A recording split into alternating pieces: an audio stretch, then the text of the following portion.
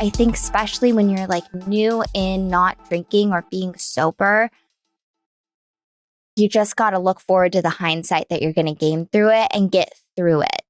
Just get through it and do what you need to do to get through it. Yeah. Speaking of, I mean, there were times when I went to bed at 6 p.m., 7 p.m.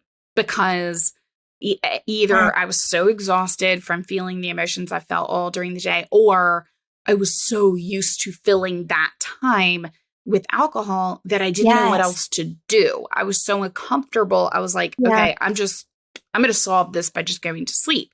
But you just get through it. And once you do, just like anything else, working out, losing weight, any of it, right? It just continuously gets easier in my experience. Did you find has your way of filling that time, or if you ever get triggered, how did that evolve? How did you go from going to sleep to like picking an activity or watching a movie? What did that evolve to over time? Yeah, it was so funny. I remember even talking to my sponsor and being like, I am so busy. I don't know if I can go to a meeting or go to whatever it was that she wanted me to, like even a movie with some other sober friends or something. And she was like, could you just dedicate a quarter of the time to this that you dedicated to drinking? And I was like, ooh, ouch. I was like, okay, you're right. Out. Yep. And I did. I made tons of time for drinking. So when I started to think about, okay, what am I going to do? All of a sudden I found all of these things that I love to do that I'd never even explored because that time was either filled with drinking or I just never even had the wherewithal to pursue them. So I started. So classic, right? I started yoga, loved it. It helped keep me really present. Like every, but I also started to read a lot more. That was a huge part of myself. That I was always a lover of learning, and yet I'd gotten away from that because I had, you don't really want to pick up a book when you're cross-eyed and hungover. And then just everything. I remember like cleaning out my house. I was cleaning out the drawers. It was like I was, especially the first year, I was like, oh my gosh, I'm nesting. I'm, trying every hobby under the sun. I was like, let's go play tennis again. Do I like this? Do I not? I don't know. It was like finding an entirely new version of myself. And that part was really fun.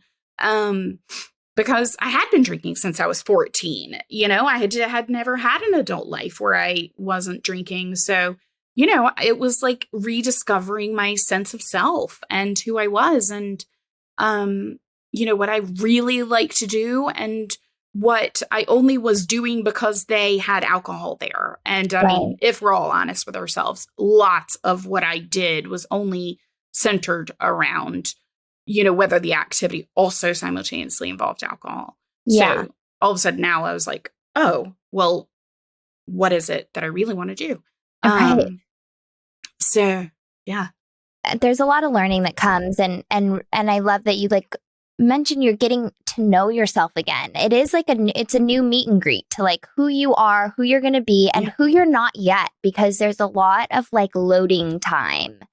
I felt like so much of my like first year, I felt like I had that rainbow wheel just kind of always on me. When you see the rainbow wheel on your computer and you're like, oh my gosh, it's all just what? Are you over processing? Like, just get me to this page or just get me to that page.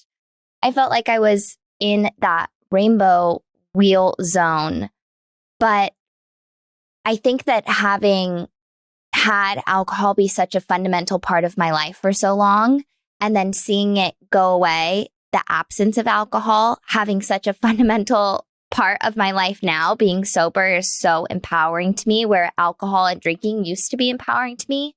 Seeing how much that can change, I feel like everything else is limitless. if my mind can change from that, if I can grow from that, if I can take a shattered plate and make it a mosaic, I can make this trial a complete success, and I can make this failure a complete learning experience.